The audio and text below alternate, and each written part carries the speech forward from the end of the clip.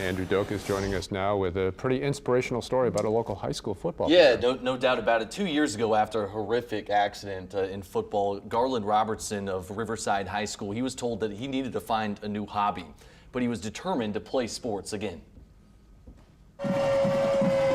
Garland Robertson remembers the day like it was yesterday. We was in cover 2, and it was the man receiver. He was killing us all game, so I kind of knew he was going to get the ball. And I saw him get the outside release, and soon as I saw that, I just took off, and my head hit his thigh. At that moment, Robertson broke his C4 and C5 vertebrae in his neck and was mere centimeters away from never walking again.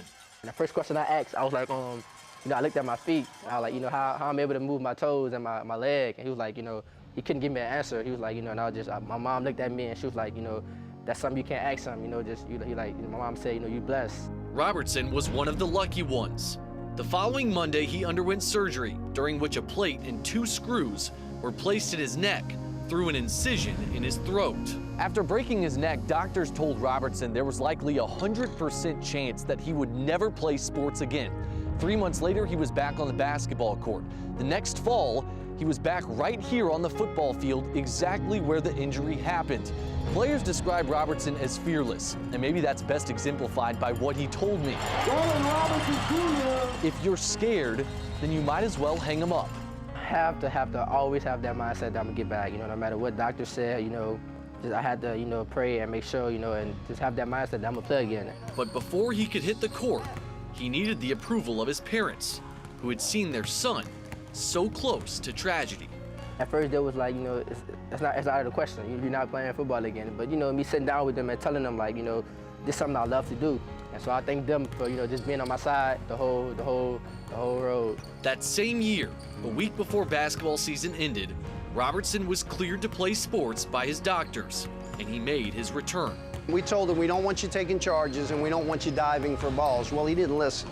Came in, he got 8 rebounds the first game back against a really good team. I think he hit 4 threes. He was just special. He's the only player I know come back from breaking his neck to playing basketball the next year. Just a great competitor in himself, and he's nobody else I wouldn't rather play with. The following fall, in his return to the football field, Robertson continued to cleanse himself of his demons as he helped lead Riverside to their first LHSAA state championship in football in school history. We got it done, Coach Rick. We got it done, baby. And now in his senior year, that treacherous climb all seems like so long ago. But every once in a while, he gets a reminder. And every night he plays, it's with the same fire. Yeah, I just try to, I act like it never happened. I just, play every play. I really play every play like it's my last.